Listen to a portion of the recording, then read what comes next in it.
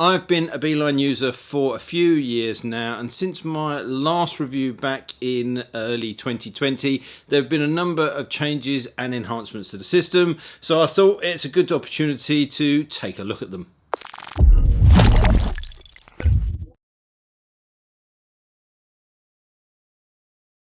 But before we get into that, let's start with a quick refresher on the Beeline device itself. It is a small, neat navigation device that uses simple icons on the screen to give you directions.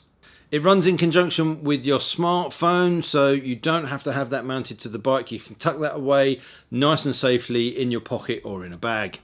The Beeline itself is IP67 waterproof, and it's shockproof as well, which is pretty reassuring. Its small form and easy fitting means it's perfect for any motorbike, but I think aesthetically it works particularly well with retro bikes, classics and customs. It ships with a universal mount which attaches with these strong elastic bands. Works well, very simple. I've yet to find a set of handlebars that I've not been able to put this onto. I use this quite a bit when I'm collecting press bikes from the manufacturers, because I can shove this and the mount in my pocket, or I've got this very handy little storage case that I can put everything in, and I can go up, collect the bike and just attach this to the handlebars. If I need directions on the way home, if it's somewhere new that I've not been before, then I've got this really handy, much easier than trying to move a phone mount onto another bike or set up a GPS. So if you do switch from bike to bike, if you're lucky enough to have a number of machines in your stable, this is a good solution that you can just bounce from one to the other. The basic Beeline has a plastic body. It weighs just 30 grams and it retails at $169.99. That's what I've been using, and it's proven to be pretty robust. I have actually dropped this a couple of times and there's no damage to it. It's held up really well. However, if you want something flashier and potentially a little bit stronger, they do a metal cased version which is available in either gunmetal or silver. That weighs a fraction more at 80 grams, still nothing, and that one will set you back £199.99.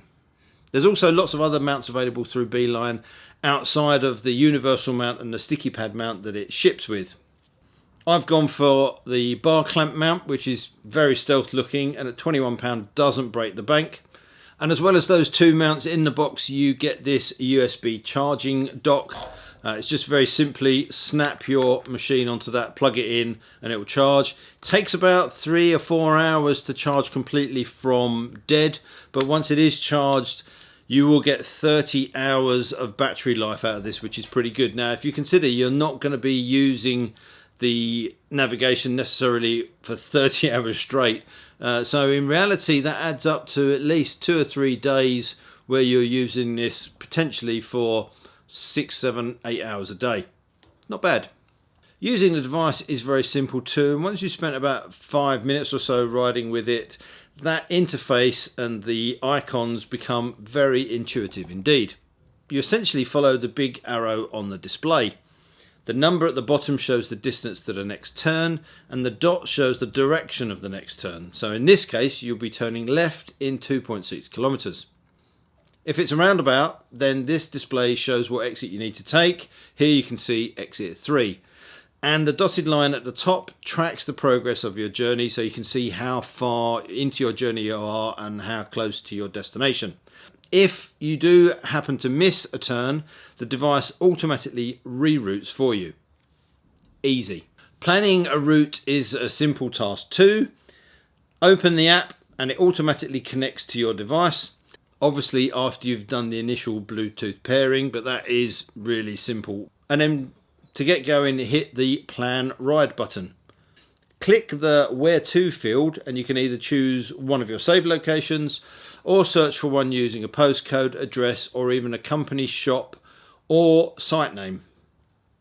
It shows the route, distance and time to travel, and this is where you can make use of one of the brand new features of the Beeline, and that's the fast or fun routes, with obviously the latter offering you a much more twisty journey. The other option is compass mode, where you can freestyle your route. This just points the arrow in the general direction you need to head and doesn't give you turn-by-turn directions. This is a fun way to explore whilst at the same time always knowing which general direction you need to be heading in. So to recap, route mode gives you precise instructions regardless of whether that's the fast route or the fun route, whereas compass mode just points you in the right direction, make sure that you get to your chosen destination without getting lost and without heading in completely the wrong direction. If you want to change the route that Beeline planned for you, you can do this very easily. You just add waypoints onto your route, either through the phone or through the new iPad app. This obviously allows you to build some complex routes, and actually the new iPad app is probably better for doing this because you've got more real estate on the screen. Incidentally, if you have a Mac running an M1 processor, you can use that app on your desktop as well. If you've created a route, you can share that and export that as a GPX file. And equally, if you want to use a GPX file from another device or one that somebody has designed for you, you can also input that into the phone too. There's plenty of other functionality built in too, so with a press of the glove-friendly button on the side, you can display your live speed, a clock, and some trip computers. You can switch between miles per hour and kilometers per hour, so that's handy when using overseas. And there's an auto backlight for when it gets dark. It really is a fantastic little device, and I have to admit that I do prefer to use this over using a phone on my bike. It's easier to mount, and obviously I'm not putting that expensive and now relatively fragile device out in the elements. Don't get me wrong, I still do like to use a traditional sat-nav. I have a Garmin Zumo XT for those periods where I'm doing big trips or longer journeys, or when I want to have a physical map in front of me. But for the times when I just need simple instructions, or I need something that can get me out of a hole if I do get lost, then this has just been an absolute little marvel. Okay, so following my previous video, it did throw up quite a few questions and points that people raised, and if I kind of ignore the usual nutters that you get commenting about this, these are some of the key points that people picked up on. At this current time that I'm making the video, the Beeline still doesn't have voice prompts. It is visual only. And a few people were rather negative about that, saying that it takes your eyes off the road and it's a distraction. Now, I understand their point of view, but I would counter that by saying that the instructions that you see on here are so easy to digest, it only needs a glance down to see what's coming next. And you don't really need to glance at this any more than you would do your speedo. So I'm assuming people do look at their speedos at least occasionally, and for me this is the same. You don't have to slavishly look at this. You're not trying to pick out details. You get a very clear instruction. And because those instructions are in advance, you know what's coming up. So I might get an instruction to say in 300 yards, there's a turning on the left. I now don't need to look at that again. I can concentrate on what's going on the road. I can see that left turning coming up in that distance. I can make that turn in, then a quick glance down, and it will show me what the next instruction is.